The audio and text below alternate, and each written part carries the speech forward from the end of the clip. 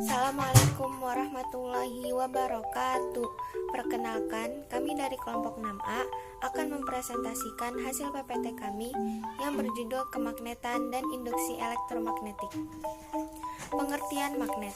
Magnet adalah suatu benda yang dapat menarik benda-benda yang terbuat dari besi, baja, dan logam-logam tertentu. Penggolongan benda berdasarkan sifat kemagnetannya ada 3. Yang pertama, ferromagnetik adalah benda-benda yang dapat ditarik dengan kuat oleh magnet, misalnya besi, baja, dan nikel. Kedua, paramagnetik adalah benda-benda yang ditarik dengan lemah oleh magnet, misalnya platina dan aluminium. Yang terakhir itu ada diamagnetik, adalah benda-benda yang tidak dapat ditarik oleh magnet, misalnya kayu dan bismut. Dan ini ada contoh gambarnya. Ferromagnetik contohnya adalah baja, paramagnetik contohnya adalah aluminium, dan diamagnetik contohnya adalah bismut. Materi selanjutnya akan disampaikan oleh teman saya bernama Faras. Bentuk-bentuk magnet. 1. Magnet batang. Magnet batang adalah magnet yang berbentuk batang atau balok atau kubus yang kecil. Magnet batang biasanya digunakan untuk mengunci pintu pada lemari kaca dan kayu. 2. Magnet ladam. Magnet ladam dikenal juga dengan nama magnet tapal kuda karena bentuknya yang menyerupai tapal kuda yang biasanya digunakan sebagai alas kaki kuda. 3. Magnet keping atau cakram. Magnet keping atau cakram adalah magnet yang berbentuk kepingan melingkar seperti uang logam. 4. Magnet jarum. Magnet jarum memiliki bentuk yang pipih, memanjang, dan ujung yang lancip. Magnet jarum biasanya digunakan untuk membuat kompas yang biasanya berfungsi untuk menunjukkan arah mata angin. 5. Magnet silinder. Magnet silinder bentuknya bulat dan pipih. Magnet silinder memiliki fungsi yang sama dengan magnet batang, yaitu untuk mengunci pintu pada lemari kaca dan kayu. 6. Magnet cincin. Magnet cincin bentuknya menyerupai cincin. Magnet cincin memiliki bentuk lingkaran dan lubang di tengahnya. Magnet cincin biasanya digunakan untuk pembuatan pengeras suara seperti speaker di radio, di bioskop, dan di ponsel. Magnet cincin juga bisa digunakan pada mesin motor listrik. Bagian magnet.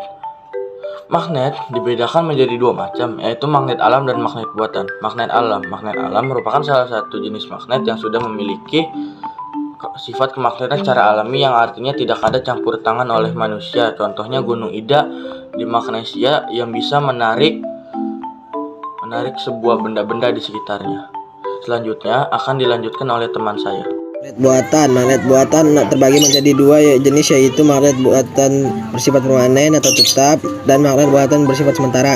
2. Magnet permanen adalah magnet yang sifat kemagnetannya akan tetap dan tidak mudah hilang. 3. Magnet sementara adalah magnet yang sifat kemagnetannya hanya sementara atau tidak tetap. Cara pembuatan magnet. 1. Dengan cara digosokkan searah. Ujung logam yang pertama kali digosok akan memiliki kutub yang sama dengan magnet penggosok. 2. Induksi. Magnet ujung logam yang diinduksi akan memiliki kutub berlawanan dengan kutub magnet penginduksi. Elektromagnet. Menentukan kutub magnet dengan kaidah tangan kanan ibu jari menunjuk kutub utara. Sifat-sifat magnet selalu memiliki 2 kutub, yaitu kutub utara dan kutub selatan. Kutub yang senama akan tolak-menolak, kutub tak senama akan tarik-menarik. Gaya terbesar pada magnet berada pada kutub-kutubnya. Menghilangkan kemagnetan.